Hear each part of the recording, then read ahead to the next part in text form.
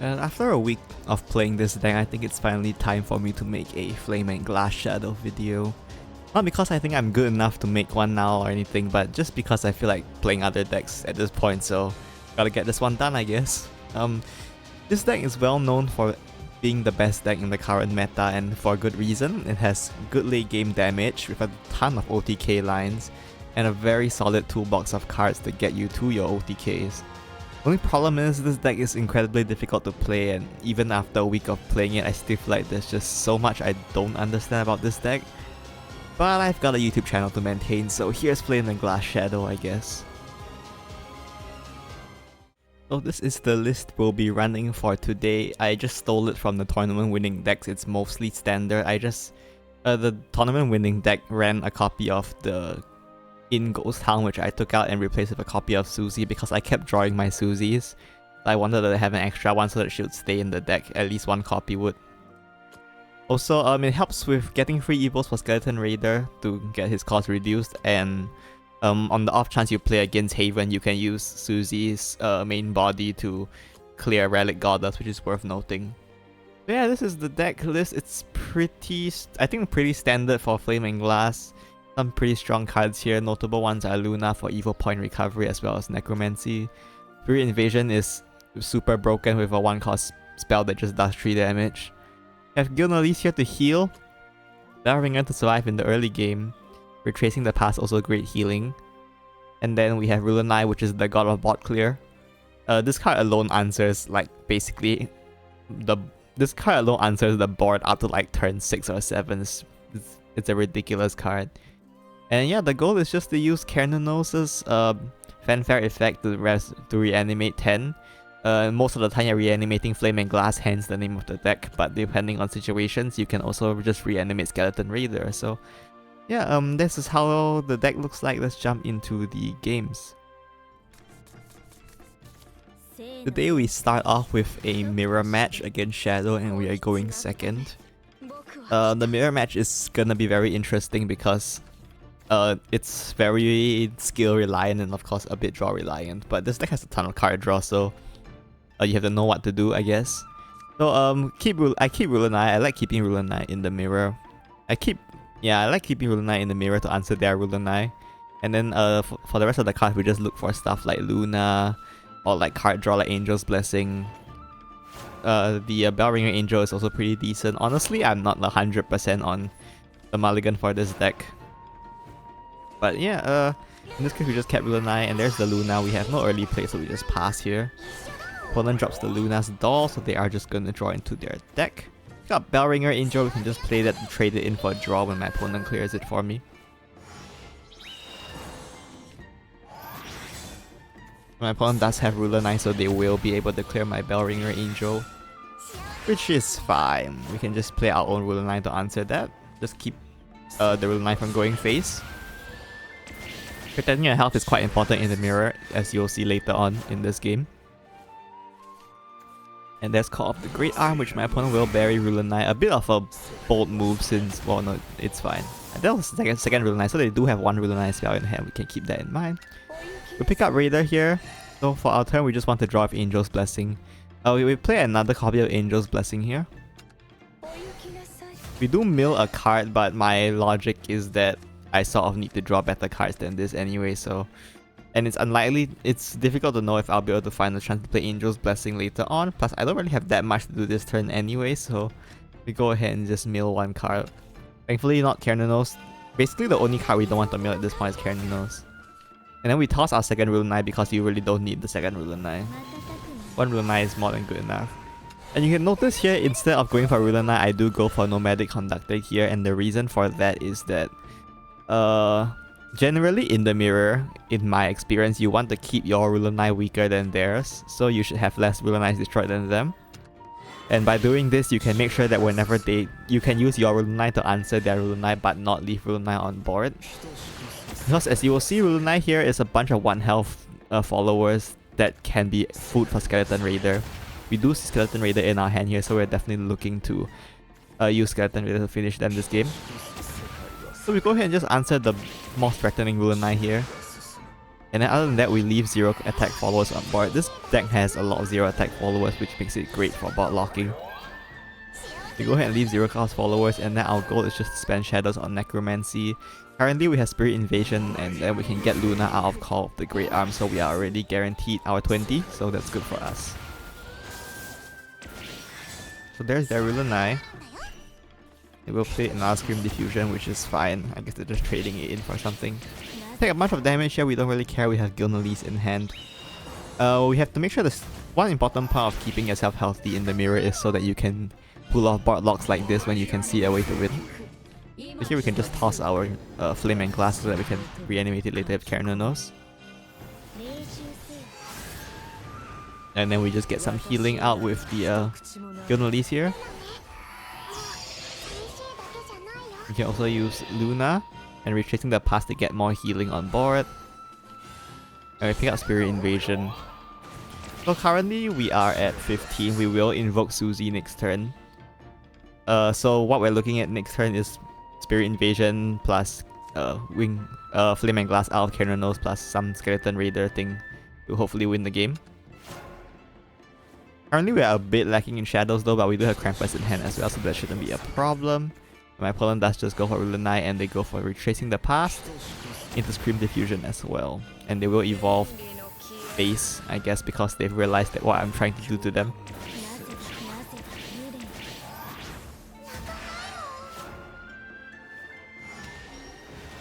So at this point, this is one of the interesting things about this deck, or I guess one of the things that makes this deck a pain to play. At this point, I have guaranteed lethal here. I did not spot guaranteed lethal here, but I do have guaranteed lethal here. Which it's a bit complicating because there is like a few variables you have to track. So I will put a section at the end of the video if you're interested in the guaranteed lethal. But for now, we'll just go stick with what I played for this game.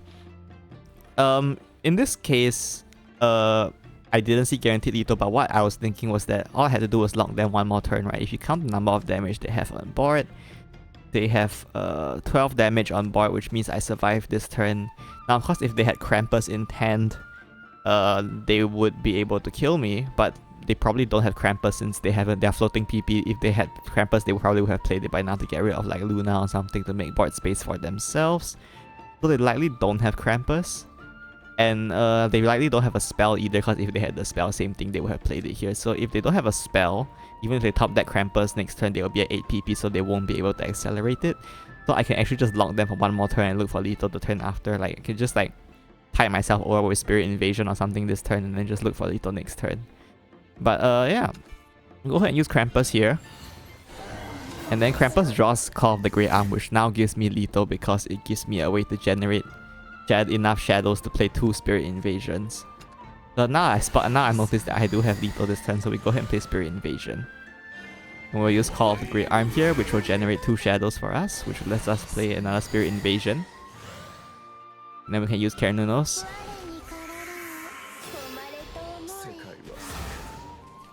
And then Kernunos will reanimate our Flame and Glass. We can then evolve our Kernunos. And then we do need this Susie off the board. It doesn't matter where the buff goes here in this case. Even if one of the buffs went to Kernunos, I will still have their guaranteed lethal from this spot. And here's an important point to note is that Skeleton Raider's effect, when you destroy a followers, and then it triggers the last words, and then it triggers his AoE. And then if his AoE triggers any last words, the last words will happen before his AoE happens. So because of that, we can actually limit the amount of healing they get off of the remembering the past, tracing the past, whatever the card was called. So we just have lethal here. So that's it for this game. Let's move on to the next one. So our next game will be against Sword, and this time we are going first. Against Sword, the mulligan is to look for Rulanai.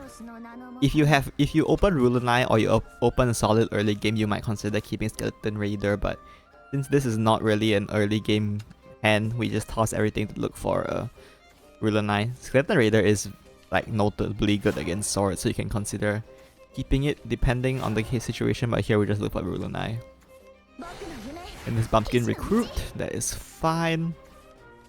We pick up a second Rulanai, which we don't need, so we go ahead and toss it. Just trying to draw into our deck for better cards here.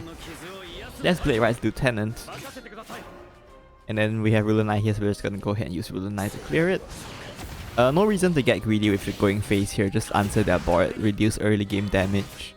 You want to reduce the amount of damage you take in the early game so you have the option of board locking in the late game. It's quite important against decks like Sword that go very wide.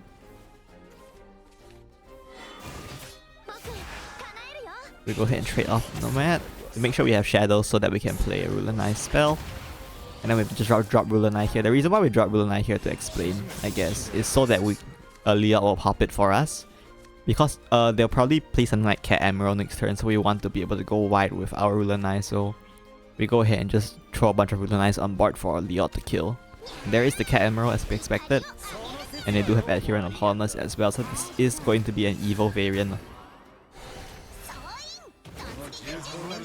And then they do get the Gilded Blade, which they can't play, lucky for me, I guess. And then now, as we planned, we can use Scream Diffusion. And we do use Retracing the Past here as well to heal up, as well as just draw into our deck. Retracing the Past can be annoying to get out of your hand because you need followers on board to play. And we see Luna as well, so we go ahead and just evolve the Ruler Knight. It also helps us guarantee we can clear everything properly, like this. And we have the spell prepared for next turn as well if we need it. There's Kagemitsu. And the Cat Admiral as well, take some damage here. And they do invoke the Corpse Master. They save their evil points, so they're probably trying to deny me from playing Angel's Blessing, I guess. Just go ahead and answer this board of Ruler Knight here. You can consider using Ruler Knight here to get an extra copy of the spell before I reach 10 Ruler Knights destroyed. So when Ruler Knight has 10 when you have 10 Ruler Knights destroyed, he will banish himself and deal 3 damage to the enemy leader. So what you can do here is actually before destroying enough, right now we're at 9 Ruler Knights, so we could, before destroying the 10th one, we could just play this Ruler Knight and trade. So we have 1 more copy of the spell which we can use for board clear next turn. Yeah, I chose not to do that though. Go ahead and trade. And then we just use Krampus to generate some shadows and draw into our deck. I'm saving the Spirit Invasion for a lethal turn when Susie invokes. Like here, for example, if I invoke Susie, I can play Spirit Invasion and then use Susie to buff the ghost. So we just go ahead and trade in our draw cards now so we can plan better for the next turn. Currently 3 Flame and Glass, 1 Carnanos, and 1 what's it called? 1 N0 Raider is not a great setup. Oh, I should probably explain at this point, this was before I put in the second Susie, so as you can see I didn't manage to invoke a Susie because she was in my hand. So since we don't have a lethal right now, we just focus on like tiding the turn over. We can use all of the Great Arm to pick up 1 cost Ruler Knights, because if you didn't know, Ruler Knights, oh, it's not on this copy. Ruler Knights spell summon, oh, I guess I can check it here. So Scream Diffusion Ruler Knight spell summons 1 play point Ruler Knights without the last words. So you can actually get 1 play point Ruler Knights from Call of the Great Arm. So for 1 PP you can deal 3 damage and banish an enemy follower, which is kind of disgusting. Right now we're trying to find a way to get lethal, so we go ahead and evolve Bellringer for card draw. And we can use Ruler Knight to banish 1 of their followers. And we can use another Ruler Knight. If you're wondering what I would have done if I didn't get a 1 cost Ruler Knight off the Call of the Great Arm here, we could use Carnanos. We can actually just play Carnanos here. We still get to, with Spirit Invasion Carnanos, we can still summon Flame and Glass, and then by evolving Carnanos, you can get Ruler Knight back. And then Ruler Knight can trade, and you can get Ruler Knight's spell, which can use the clear board. But since I picked that 1 cost Ruler Knight here, we can just go for this play instead, which is better for our odds of winning next turn. Bellringer is also great for stopping lethal. My opponent doesn't have enough evils to the point where I will be scared of Erika Kagemitsu killing me yet, but I guess it doesn't have to be safe with Bellringer. It also is a pretty annoying because my opponent has to spend time clearing it. Of course, it makes a target for Musketeer's Vow, which is a bit annoying, but I think it's better to protect my face here. We got Krampus here, that's good. And we do take a bunch of damage here, but now, after chipping them now with Ruler Knight, we just have lethal this turn, so go ahead and play the Spirit Invasion and Carnanos. This game, I guess, is a good showcase of how strong Rulanai can be. He can just win games on his own, like sometimes. It's pretty ridiculous. Yeah, we have a nice lethal here, so that's it for this game. Let's move on to the next one.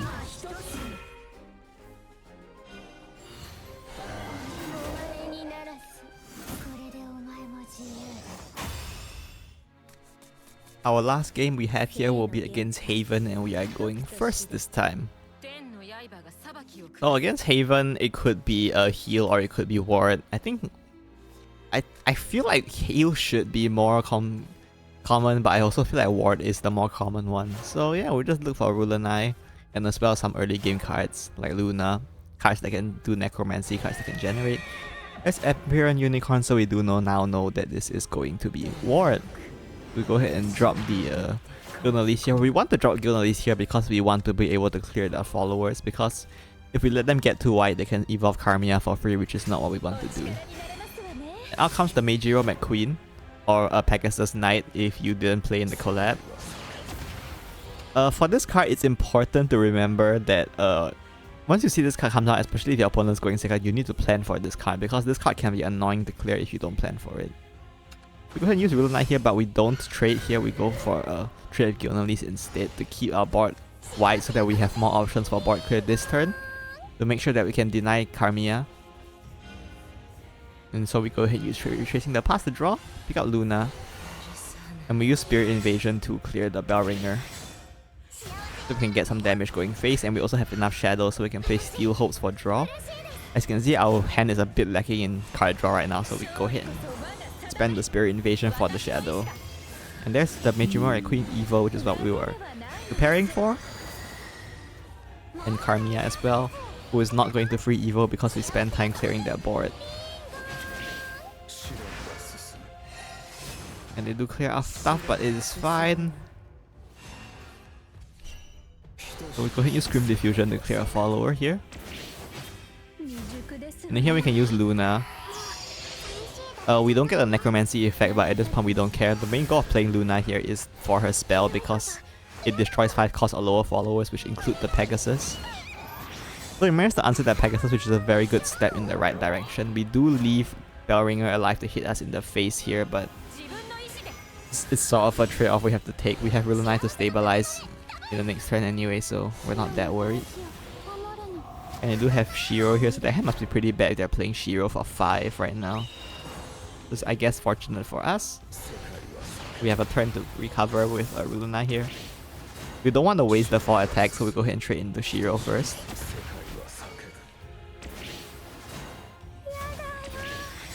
And we do not... we use Guilnalese here to heal and also to make sure we can clear Bellringer. We spend our Evo point here, but we have another Luna. Another 2 Lunas actually in hand, so we are fine there. And with Call of the Great Arm, we actually have another Luna as well. So currently we have a lot of Lunas, so we're not worried about Evo point or spending shadows, but the problem is we have no finishers. We are currently relying on Rulanai quite a bit. There's Tempo Healer. We go ahead and play the Rulanai here, just to clear their board. Against Haven, you have to watch out for Holy Saber, because if they manage to play Holy Saber, it's a very annoying even for a deck like Flaming Glass. So we go ahead and try to recover our Evo points here, as well as spend shadows, try to find a way to win the game. We're still missing Keranos, unfortunately. We're also missing Raider, so we want either one of those to help us win the game. We are gonna invoke Suzy here. So we hold the Krampus so that we can get rid of our Suzy that we invoke. We have to. And that's Wilbert. And they are going to evolve the Holy Cavalier here. So fortunately for us, our opponent actually filled in their board here. And Wilbert's effect isn't active either, which is very good. So we definitely want to lock their board at this point, because if we clear anything, they can play Holy Saber and we'll probably just die at that point. So go ahead and play Luna here, recover an Evo point, mainly just to draw into our deck here. Use Krampus to clear our own Suzy so that they can't use it as a trade target, so they can play Holy Saber. Let me go ahead and play another Luna for another copy of Luna's Doll to draw. This is a misplay, by the way, playing Krampus here. If you see, I have one Susie left in deck, so I should have saved Krampus to pop the Susie next turn as well. You count my opponent's damage on board, they have 8 next turn and then 9 the turn after, so I can actually lock them for 2 turns straight if I kept the Krampus there, so I should have kept it in case I didn't find lethal next turn, so that's a misplay from me. Then we just draw Bell Ringer to draw into our deck. And as calculated, their board is now sufficiently locked, and we pick out Skeleton Raider here, which we can look to finish them off with at some point. We can hopefully try to draw Caranos here, which we don't draw. We draw a bunch of cards, none of them are Caranos unfortunately. Pick out another Raider here. We go ahead and evolve the Luna, and then we use Raider to wipe their board. This is actually lethal, I think, yeah. And then we use Lucy to buff both of them. And then we hit them in the face and then Rule 9 finish them off. So this is a nice lock lethal, I guess. So those are all the games I have for you today. Hopefully it gave you some idea of how this deck plays and how it works. I didn't, honestly, trying to showcase like more different game plans would make this video way too long, so I stuck with the usual 3 games. But yeah, this is the deck that we played. It's a very strong deck for sure, but it takes a lot of skill to play. Should you play this deck? 2 things. One is that it's very expensive. If you own most of these cards, it doesn't matter, but if you don't own them, this is a very, very expensive deck. The only deck that's more expensive than this that I've seen is Evil Sword. But yeah, if you have the vials or the cards for this deck, you could definitely give it a try. Like, you don't have to play a lot with it, just give it a try to experience how mind-bendingly difficult it is to make correct decisions with this deck. And if you want to challenge yourself, you can try mastering this deck or climbing with this deck. It's very difficult. I barely managed to climb like a few hundred points with this deck after a week of playing it because I kept losing to misplays. So yeah, it's a very interesting deck. Yeah, that's it for today's video. Hope you enjoyed it.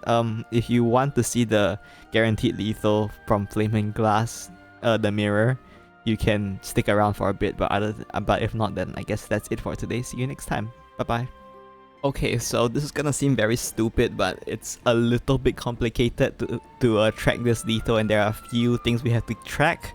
And since I can't do it out in the game, what I have done is I screenshotted the screen from the game so that I can annotate on the screen, and then we have a little spreadsheet in the corner that we can use to I guess calculate track all these variables. So the first thing we need to know is how much health the opponent has. Now this may seem obvious, but okay, usually when I count lethals in this game, I count their effective health here in the opponent health section. I count their effective health by adding in the amount of healing they will get like throughout the game. So in this case, we have 2 Rule Knights with retracing the past play on them. So the maximum possible effective health my opponent has right now is 24.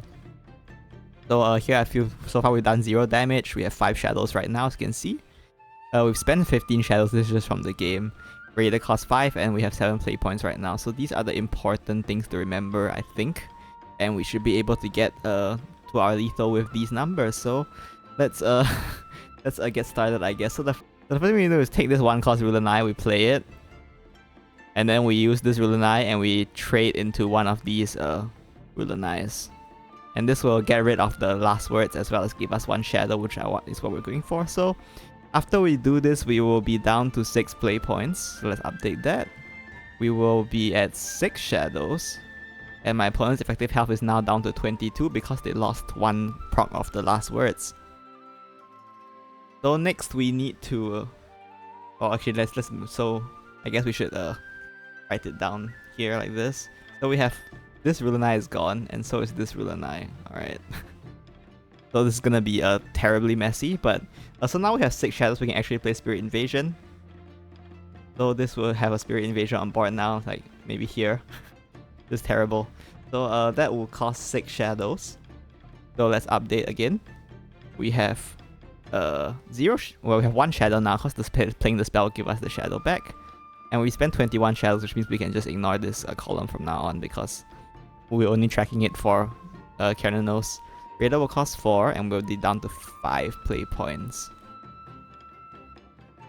This is makes sense. Makes sense, I think. Yes. And then now we need to get more shadows. So what we can do is we play Krampus on Susie. So if we do this, then Krampus is gone now. Oh, this is gone as well. And then Susie is gone. So by doing this, we will have gained 4 shadows because Krampus grants 2 shadows. We have done 1 damage here. We will be at 5 shadows now. And then we will have... Well, we can ignore this, so let's just ignore that. We are still at that, and then we're at 4. Oh, so the next step is we are going to play Carnanos. Let's just put Carnanos here to make things easy. So this is Carnanos now. You can play Carnanos. And then we bury... It doesn't matter what we bury, we just have to bury anything that isn't Raider. So we'll just bury something. And then that will summon Flame and Glass, so this will be our Flame and Glass, I guess. We can just count them, write the attacks on them. So this is a 3 attack follower, this is going to be a 3 attack follower. This is just Carnanos, so we don't care. And then when we do that, we'll be down to 2 PP. Because we've played Carnanos. We've spent... Well, we don't have to care about that. And now we'll be at 6 shadows because we buried a follower. And we still need that 1 damage. So, next step, now we have 6 shadows, is of course we can play Spirit Invasion again. Spirit Invasion will go here. Spirit Invasion will have 3 attack.